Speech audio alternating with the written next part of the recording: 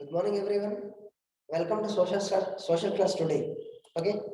So yesterday we discussed about factors that influence world wars, right? About Treaty of Versailles and League of Nations. Okay. So today we will discuss about Russian Revolution.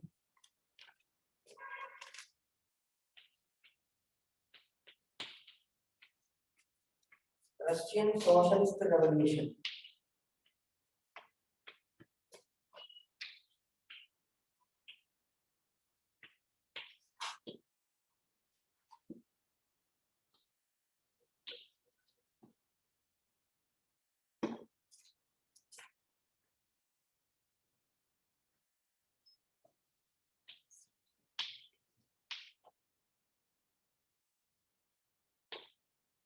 Right.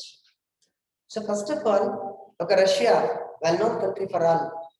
This is the largest country in the world in area, okay, which belongs to two continents. Have you seen Russia in the world map? It is spread in two continents there, Europe and also Asia, isn't it? That is why Russia called as Euro-Asian country. Euro-Asian country it was.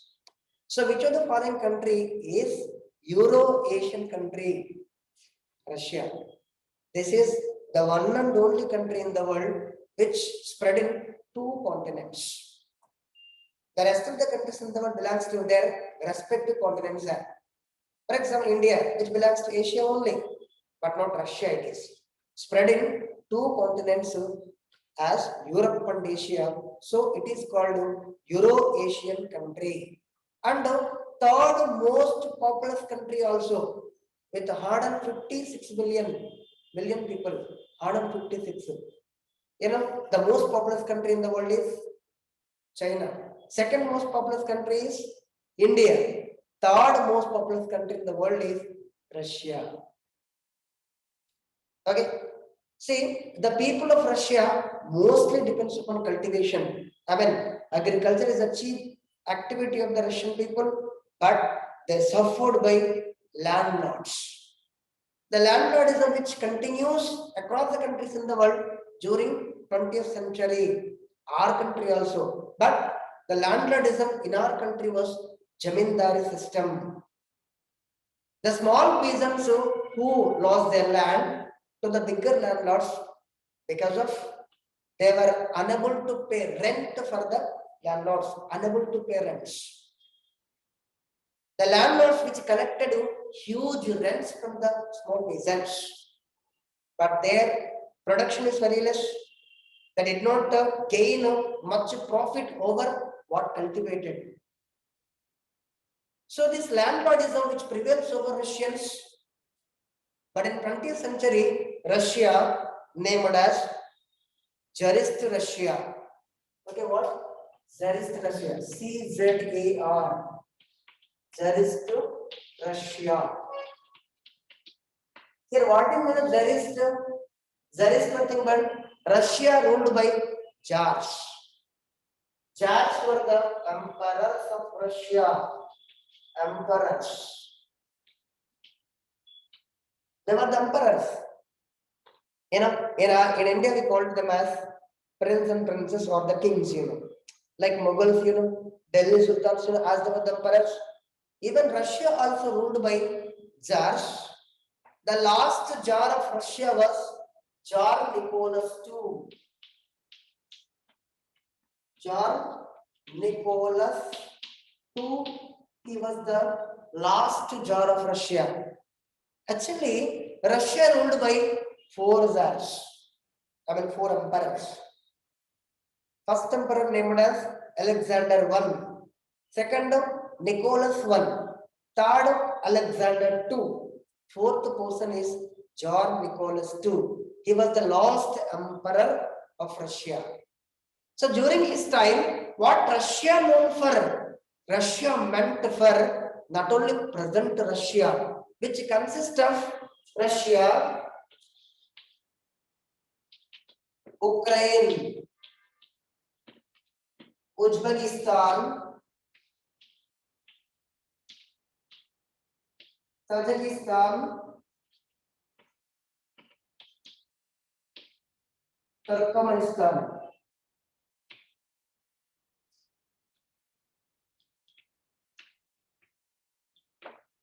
So my dear students, what Russia called as during Tsars. The Russia called as there is the Russia, which consists of Russia, Ukraine, Uzbekistan, Tajikistan, Turkmenistan, even Kazakhstan also there. Kazakhstan. See, all these countries at present as independent countries. After 1991, the Russia was disintegrated. I mean, until 1991, Russia called as USSR, Union of Socialist Soviet Republic. Union of Socialist Socialism, Soviet Socialist Republic. So what ESSR? ESSR means Union of Socialist Soviet Socialist Republic. Union, nothing but Union of Russia, Ukraine, Uzbekistan, Kazakhstan, and Turkmenistan, together called as USSR, Union of Socialist Soviet Republic. So all these countries which under the control of emperors, nothing but Tsars, they ruled. As of the monarchs, the people didn't satisfied with their ruling and started revolutions for end the monarchism. Then we have seen the revolutions in France, in US, in Britain. The people of those respected countries started revolutions against for end the monarchism. In the same way, in Russia also happens the same. Okay, the first revolution took place in Russia in the year 1917, March 1917. We'll discuss about the first revolution. The first revolution is March Revolution.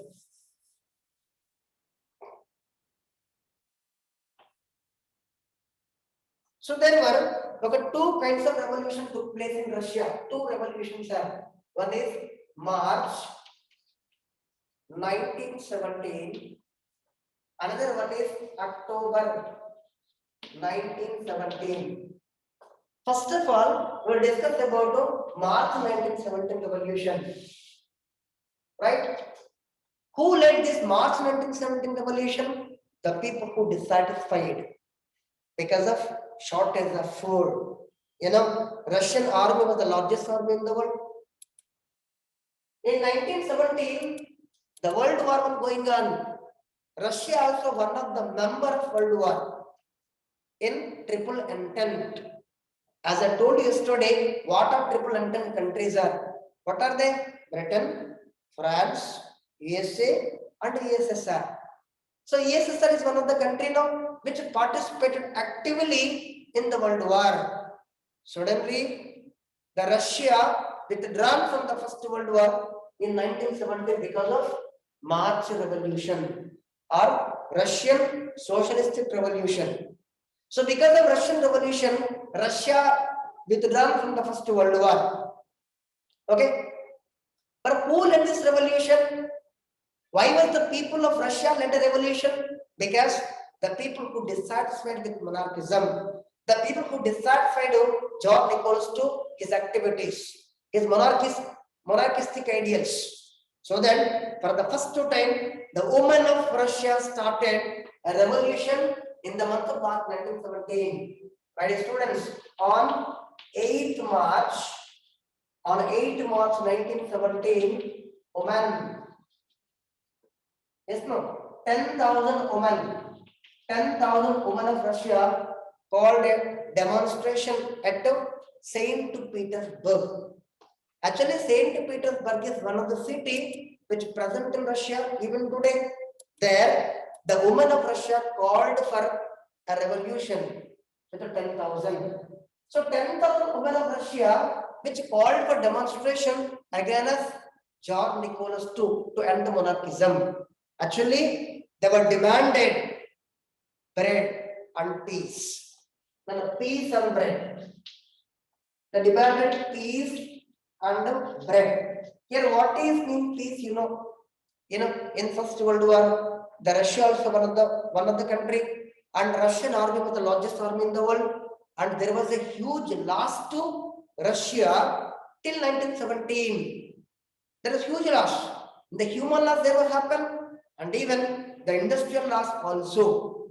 Okay, and the Russian army was the largest army in the world, and even the Russian army loss greater than the other countries in the world. So this is the reason when the war was started, when the war was going on, large amount of food sent for the Russian armed forces. Food sent. So due to this reason, there was a scarcity of food took place in Russia. Food scarcity, food shortage, because large amount of food sent for armed forces to feed them. So this is the reason there was a scarcity of food and the food shortage took place in Russia. And there was no peace for the people also. Okay, they were under the monarchism. The monarchist rulers did not take the welfare of the Russians. This is the reason the people of Russia, particularly women of 10,000, called for a strike, called for a demonstration at St. Petersburg in Russia on 8th March 1917. Okay, so in this demonstration, the women of Russia very actively participated, and they were demanded food for them. Their food is nothing but bread. Okay, and also peace. They were demanded, but this revolution suppressed by John Nicholas II. Actually, when the demonstration was started, John Nicholas II sent armed forces to suppressing the revolution, for suppressing the women. But army also joins with the women. Actually, the army which belongs to John Nicholas II, the army which has to be worked under the John Nicholas II, even though it was supported to women in the March 1917 revolution, the army also joined with women. It must become bigger. So this revolution which took place in St. Petersburg in Russia and succeeded. The John Nicholas II, with this revolution, then he left from the throne. He left from Russia because whatever the army which has to give support to John Nicholas II also joined with the women. So this is the reason the John Nicholas II left the throne. He left the throne. And for the first time, Russia assisted by a provisional government. What government? Provisional government. Provisional government with the liberals and aristocrats. Aristocrats. But who were the liberals and aristocrats? Who were given their support for the March 1917 revolution? And they wanted to set up their own government against monarchism. Okay, so these liberals and aristocrats which set up a government or a new government in Russia after March 1917 revolution. So in the first revolution, the women were succeeded to set up a provisional government in Russia. But this government wanted to continue the war for the honor of Russia. Actually, Russia withdrew from the First World War. No? The World War started in 1914, continued to 1918. But Russia withdrew in 1917 because of Russian Revolution. Okay. So, after this revolution took place in Russia, this government or liberals or aristocrats wanted to continue the war for the honor of Russia because it was the largest country in the world in area and third most populous country. For the honor, for the self-respect of Russians, they were announced Russia is going to continue the First World War, but not accepted by the people of Russia. So then, who were against the war, they were made councils are called Soviets. Okay, what we call for Soviets. The Soviets nothing but councils. But who were in the councils? The Russian people who were against the war were be in the councils are called Soviets. Right now. So all these Soviets which were supported for Russian Communist Party. Actually, at that time in Russia there was a political party named as Russian Communist Party. Russian Communist Party. See, in Russia there was a political party which named as Russian Communist Party. Then all the Soviets who made councils had under Russian Communist Party to fought against the liberals and aristocrats. Because these two kinds of people announced Russia should be continue in the First World War for the honor of Russia. Isn't it? So against this, one more revolution took place in Russia. This is the bigger revolution, which is against this provisional government and as well as to end the monarchism.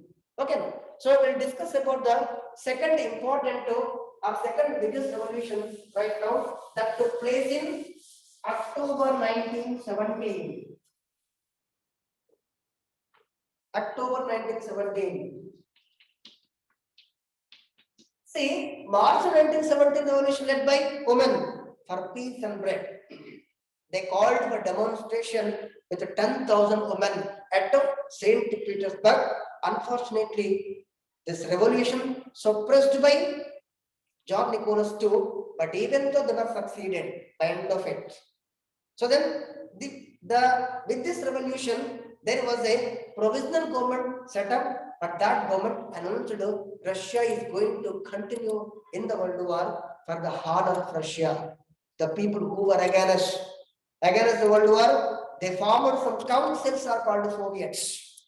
All these Soviets which formed under the Russian Communist Party, they were given their support to Russian Communist Party, then who fought against this liberal government it is, or the provisional government. So the Russia have seen the second biggest revolution in the month of October 1917. Okay, so this revolution is also called Bolshevik Revolution. Bolshevik Revolution. See, who were the Bolsheviks? As I told you, the people who formed councils now, okay, they were called Soviets now. All the Soviets of soldiers, industrial workers, and the people of remote areas. Okay, the common people of Russia and the workers who has been working in the industries and the soldiers of Russia, isn't it? All together means formed under Russian Communist Party. Just now I told you, okay, they were called Bolsheviks. Okay, who were the Bolsheviks? The common people of Russia called the Bolsheviks, and the workers who worked in the factories are called the Bolsheviks. Okay, and even the Russian army also Bolsheviks are, isn't it? All these people together worked under Russian Communist Party. Later on, this party name changed as Bolshevik Party. What party? Bolshevik Party. See, who was the leader of Bolshevik Party? Lenin was the leader. Important bit. So, who was the leader of Bolshevik Party? Vladimir Lenin. Actually, his full name was Vladimir Lenin. Okay. So then, under the leadership of Vladimir Lenin, one more bigger revolution occurred in Russia against monarchism and against this provisional government. Okay. So in this revolution, the people of Russia, the Soviet of soldiers, I told you, industrial workers and the common people of rural areas, all together demanded unconditional peace. unconditional peace they demanded in the month of March 1917 revolution. Okay, the woman demanded peace and bread. No, in the same way, the Russians demanded unconditional peace. Unconditional peace. Okay, next to nationalization of factories. Nationalization of factories and land reforms. So my dear students, what they demanded, what Russians demanded under the Bolsheviks. The Bolsheviks demanded unconditional peace for them. First. Next, nationalization of factories. Actually, the factors, all of them comes under the monarchs only. John Nichols handed all the factories, but no factory should come under the public property trust. Okay. So then they demanded nationalization of all the factories should be under the control of government. Next to land reforms. As I told you in the beginning, there was landlordism. Most of the lands which confiscated by the bigger landlords. So now the peasants who were landless. Right now. So if this revolution succeeded, then the people who were the landless, then they have to receive the land from the bigger landlords, isn't it? So with these three demands, the Bolshevik revolution took place in the month of October 1917. So this revolution succeeded by the Bolsheviks because his leader was Lenin. Actually, he came from Russian Communist Party. Russian Communist Party, a single largest party in Russia. As he was the leader, worked very actively to fought against monarchism and fought against the provisional government. Okay. At last, October 1917 revolution, it succeeded by the Bolsheviks and Russia announced as a USSR, means Union of Soviet Socialist Republic. Russia became a socialist country. It is. Till then, it was under the control of monarchs like John Nicholas II. After the revolution, Russia became a socialist country. It was the first socialist country in the world. Yes, socialism means all the resources should be under the control of government and that resources used for the sake of people. Isn't it? For example, coal mines are there in our country. Then who has been running the coal mines? Government only running now. Isn't it? This is the property of the public. Public property to us. Then the government has to use for these resources for the sake of people only. Isn't it? So, this is nothing but a socialism. Here, what is socialism mean? All the resources of the country should be used for the sake of people rather than the private individuals. So, this is against capitalism. Socialism is against capitalism. In America, follows capitalistic ideas. For Russia, India has to be followed socialistic ideas only. Isn't it? Socialism is the best form of government in the world rather than the capitalistic ideas. Clear? So, after this Bolshevik revolution, Russia became world largest socialist country in the name of Union of Soviet Socialist Republic. In which year USSR was formed in 1922. This year is important. Since then, it was Tsarist Russia. It comprised of these kingdoms, as I told you, Russia, Ukraine, Uzbekistan, Kazakhstan, Tajikistan, Turkmenistan, all these countries together as Tsarist Russia. Okay. After this Bolshevik revolution, Russia became a socialist country in the name of Union of Soviet Socialist Republic. The formation here is very important. 1922. And when was March 1917 revolution took place? March 1917 only it is. Particularly on 8th March 1917, which is led by Oman. Okay, the student have a basic idea over these revolutions. Okay, that is, why were the women of Russia called for revolution on 8th March 1917 for peace and bread? Okay, Next, second revolution took place in Russia in the month of October 1917 for end the monarchism. Okay, and the establishment of socialistic ideas over the nation, isn't it? See, after Lenin, Stalin came to power. Stalin. Okay, Lenin and Stalin both were the socialists. But after the death of Lenin, Stalin came to power. In the year 1924, he came to power.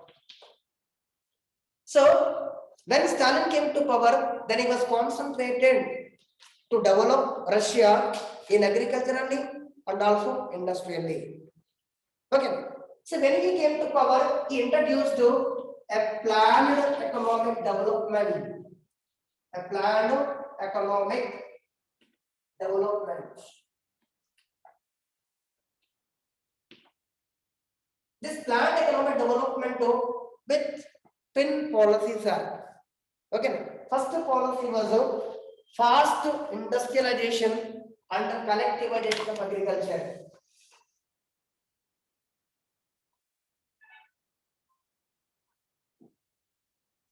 So, my dear students, what was the policy of Stalin is important here. Actually, Stalin came to power in Russia in 1924.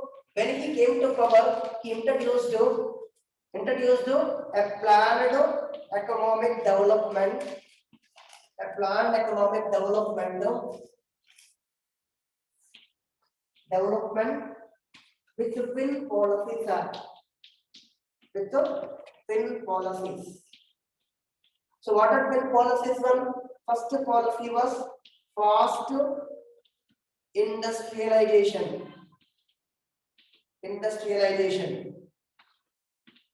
Okay. Second policy was collectivization of agriculture. Collectivization of agriculture.